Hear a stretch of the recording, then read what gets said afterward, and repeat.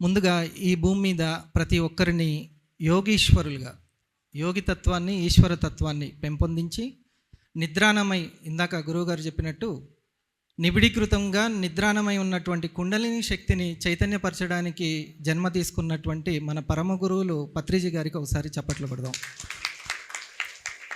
ఆయన ఈ జన్మలో వచ్చి మనల్ని ట్యాప్ చేసి మన చైతన్యపరచడం మనం పూర్వజన్మ చేసుకున్నటువంటి సుకృతం. వారికి బోధ చేసినటువంటి సదానంద గారికి, అమ్మ స్వర్ణమాల గారికి కూడా ఒకసారి గట్టిగా చప్పట్లు కొడదాం. ఈరోజు నాకు ఇక్కడ thank you Draksharamam and Nadayogi foundation.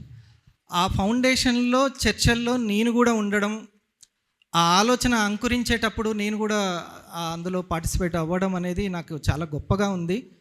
ఇంతవరకు ఇట్లా అందరి అభిమానాన్ని చూరగొంటుందని నేను అనుకోలేదు. చాలా సంతోషము. గణేష్ గారి హృదయంలో నాకు అంత చోటు ఉందని ఇంకా అంటే తెలుస్తున్న కొద్దీ నాకు ఎంతో ఆనందంగా ఉంటుంది. నేను గణేష్ గారి వాయిస్ని, అంటే ఆయన వాక్కుని, ఆయన చెప్పేటువంటి విషయాలని పత్రి సార్ వాక్కుగా నేను ఫీల్ అవుతాను. ఆయన హాస్టల్గా ఉండి ఆయన నాతోటి అంటారు. ఉన్నట్టుండి అతను సార్ కాల్ చేసి మీరు రండి అని అన్నారు. అంటే సరే సరే అని అన్నాను. నేను బయటికి వెళ్ళడం చాలా తక్కువ. సరే సార్ అని అన్నారు. నాకు గుర్తులేదు, ఈరోజే మా అమ్మ బర్త్డే అని, పుట్టినరోజు ఈరోజు. అమ్మది ఇక్కడే రాజమండ్రి, తనది ఈరోజే బర్త్డే అని. ద్రాక్షారామం వెళ్తున్నాను అంటే చాలా సంతోషపడింది. మీ చప్పట్ల ద్వారా తనకు శుభాకాంక్షలు. గంగా భవానీ గారికి జీవితం వాల్యూని తెలియజేశారు పత్రి సార్. అంతకుముందు ఒకలా ఉండేది జీవితం, ఆ తర్వాత తల్లిదండ్రులు వాల్యూ అయినా సరే ఏదైనా సరే పత్రి సారు ఎరుక తెప్పించారు.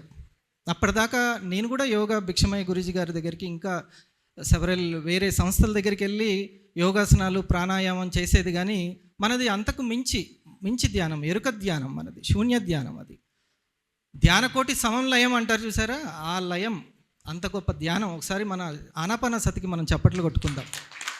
దీని విలువను తెలుసుకోవాలి, బంగారం విలువ మనం తెలుసుకోవాలి, మన బంగారం గురించి మనం తెలుసుకోవాలి. ఇది ఎరుక ధ్యానం వల్ల లాభం ఏంటి అని అంటే శక్తిని చూడగలుగుతాం. ప్రతి ఒక్క వ్యక్తిని కావచ్చు, పదార్థాన్ని కావచ్చు, విషయాన్ని కావచ్చు, సంఘటనలు కావచ్చు, కర్మల్ని కావచ్చు, అన్నిటిని కూడా శక్తి కోణంలో చూస్తాం. శక్తి కోణంలో చూడలేని ప్రాపంచిక వ్యక్తికి శక్తి క్షేత్రంలో ఉన్న దీని విలువ తెలియదు. ఈ జీవితాన్ని శక్తి కోణంలో దర్శించగల ఒకే ఒక్క భాగ్యవంతులు ధ్యానులందరికీ నమస్కారాలు. వాళ్ళు ఇంట్లో పసుపు వాడిన, తులసికి మొక్కిన, ఏది చూసినా కూడా వాళ్ళు శక్తి కోణంలోనే చూసేటువంటి గొప్ప సనాతన ధర్మముకి వారసులు ఈ యొక్క ధ్యానులు. ఒకసారి మనం వాళ్ళకి ఎంతో కృతజ్ఞతలు.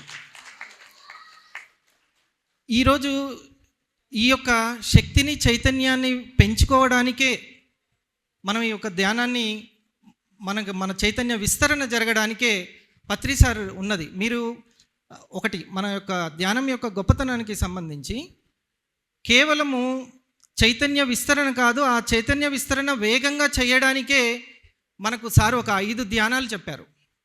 మీకు అందరికీ గుర్తుంది, నేను మరొకసారి ఈ సందర్భంగా గుర్తు చేస్తున్నాను.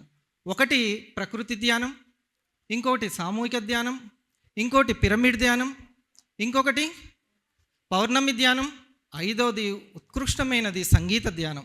ఆ సంగీత ధ్యానంలోకి తీసుకెళ్తున్నాం. ఇంకా వేగవంతం కావడానికి, 100 జన్మల్ని 10 జన్మలు చేసుకోవడానికి, 10 జన్మల్ని 1 జన్మ చేసుకోవడానికి, ఇక ఏ జన్మలు చేసుకోకుండా ఇదే ఆఖరి జన్మ చేసుకోవడానికి ఆయన ఎంత కరుణామయుడో ఒకసారి ఆయనకి చెప్పట్లు. మనం ఇంకా ఈ కాలచక్రంలో, కర్మచక్రంలో తిరగకుండా చేయడానికి, శూన్యంలోకి ఈజీగా వెళ్ళడానికి శ్వాసే గురువు అని చెప్పినప్పటికీ ఇంకా ఆ శ్వాసకి మీరు తొందరగా వెళ్ళాలి అని అంటే శిశుర్వేత్తి పశుర్వేత్తి, శిశువులకైనా పశువులకైనా పశుపతికైనా కావాల్సింది సంగీతమే.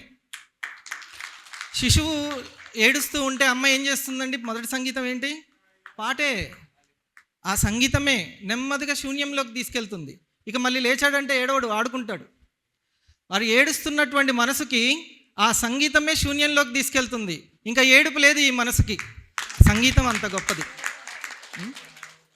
Thank you masters. ఈరోజు అమ్మ పుట్టినరోజు నాడు ఇక్కడికి మీతో స్పెండ్ చేయడము, నేను ప్రతి కార్యాన్ని నమ్ముతాను.